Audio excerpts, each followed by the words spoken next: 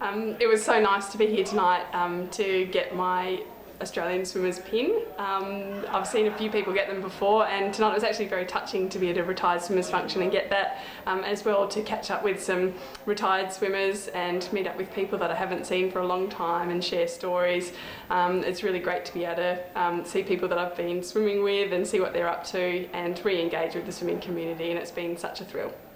It's a real experience because when you realise that there's less than 1,000 people that actually represented Australia in the sport, I think it hits home a little bit of what sort of an exclusive club you belong to, and being able to come here and catch up with some other swimmers has been fantastic. Some I see on a regular basis, some I haven't seen for a long time, so it's been really good to come here and catch up with those other people and you know, have a chat about what we can give back to the sport and maybe what we can do in the future from a mentoring perspective, or how we can input all of that experience that we've gained from being on the national team back into the current national team. At the time it was completely surreal. I think I was just so focused on just, you know, like taking the next step, like, you know, breaking it down into smaller bits. Sydney Olympics was just bigger than I actually imagined it to be in terms of the atmosphere and the sort of pressure and also the amount of people, and just, I don't know, like the whole lot just seemed pretty large,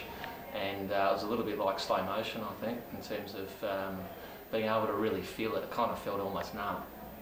I guess, Dan, you know, it's more you actually think back to it now and how big the event was, but a bit like what Billy said,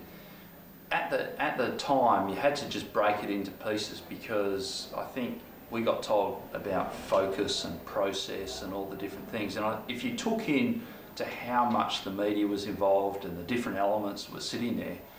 it was probably going to be too big for you to think about. So it's more nice to reflect on it, you know, 14 years on or whatever,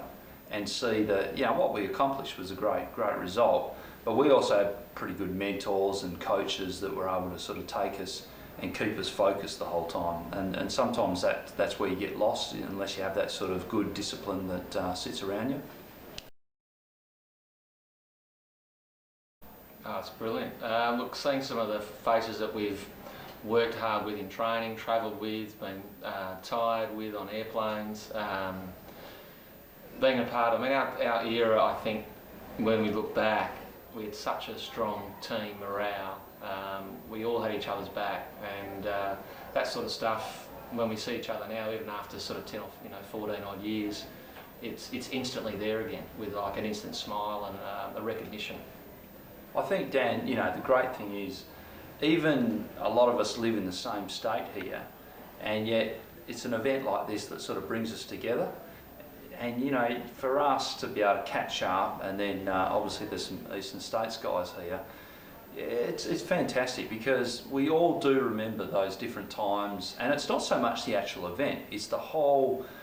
travel, as Billy said, you know, the plane trips, the fun we used to have around the hotels, and